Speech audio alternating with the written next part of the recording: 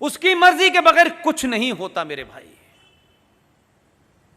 हमारा उस पर यकीन था, है, और जब तक यह सृष्टि रहेगी हम जैसे सनातनियों का उस पर यकीन रहेगा।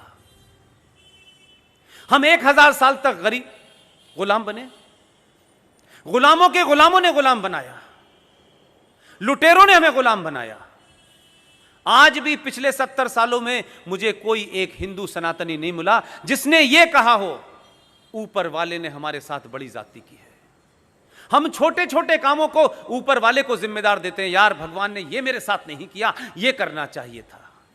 अगर यकीन रखो तो कंप्लीट रखो, आधा अधूरा मत रखो। पूरे 1000 साल तक गुलाम रहे, गुलाम रहने के बावजूद भी तरह तरह से हमारे धर्म को समाप्त करने की कोशिश की गई। लेकिन उस दौर में भी ऐसे लोग थे जो ये जानते थे कि पूजा नहीं हो सकती, तो उन्होंने गमले में तुलसी लगा करके घर के बाहर रखे, अपने हिंदुत्व को जिंदा रखा। लेकिन मैं सिर्फ दूसरा सवाल उन्हीं से पूछता हूं जिस कुरान मजीद की सूरह निसा का हवाला देता हूं, उस पूरे रेफरेंस में देता हूं। तुम तो कहते हो सिर्फ हम अल्लाह से डरते हैं और अल्लाह के अलावा, उसकी मर्जी के अलावा कुछ नहीं होता है, तो 2014 भी अल्लाह की मर्जी से पैदा हुआ है, 2019 भी है, और दिल्ली में भी आया है, और उत्तर प्रदेश में भी उसी की मर्जी से आया है। जितना अत्याचार करोगे और शाहीन बाग बनाओगे, 2019 में 2 हो गए हैं, अभी अल्लाह से दुआ मांगो कि 2024 में कितने होंगे पता नहीं। यह सब उसकी मर्जी से हो रहा है। We should be grateful and thankful to Allah.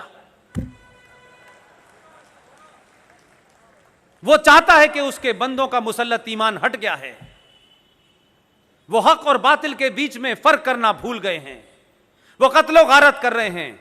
अल्लाह ने ऐसा आदमी चुना है, घर तक छोड़ के आएगा।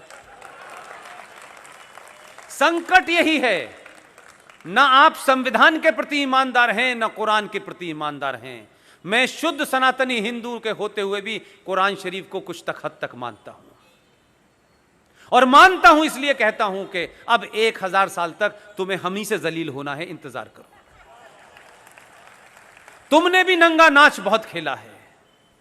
तुमने आजाद भारत के अंदर जम्मू कश्मीर में, जहां कश्मीरी हिंदू पंडितों ने जोर से कभी गाली तक नहीं दी, कश्यप ऋषि के वंशज इतने लंबे समय से या तो साहित्य लिख रहे थे या दुनिया में ज्ञान बांट रहे थे, तुमने उनको बर्दाश्त नहीं किया। तुम्हारे पूर्वज बदल गए। फारूक अब्दुल्ला का पूर्वज कौन है यह पता लग गया है, इकबाल का पूर्वज कौन था यह भी पता लग गया है।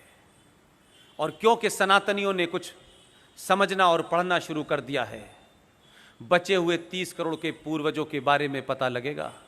इसीलिए कहते हैं कि हम अपना डेट ऑफ बर्थ सर्टिफिकेट और बाप का नाम नहीं बताएंगे,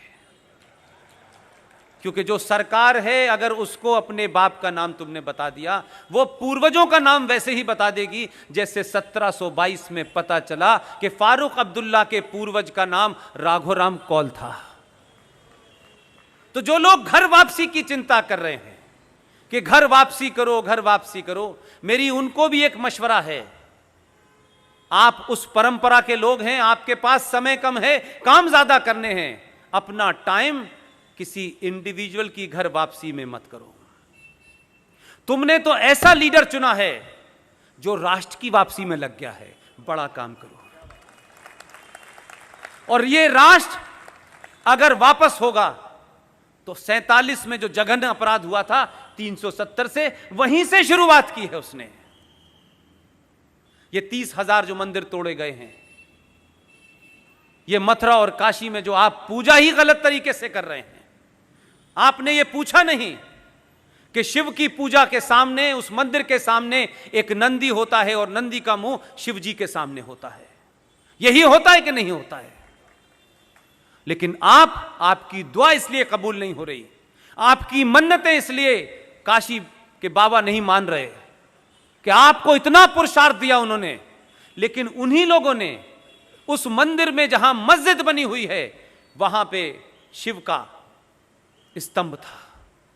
उस मस्जिद को बनाने वालों ने स्तंभ को उठा के साइड में रख दिया है, लेकिन नंदी की शक्ल नहीं बदली है। नंदी इधर है, शिवजी इधर है। आप उनके वंशज हैं। जब तक नंदी के सामने शिव नहीं होगा, आपकी पूजा नहीं ग्रहण होगी।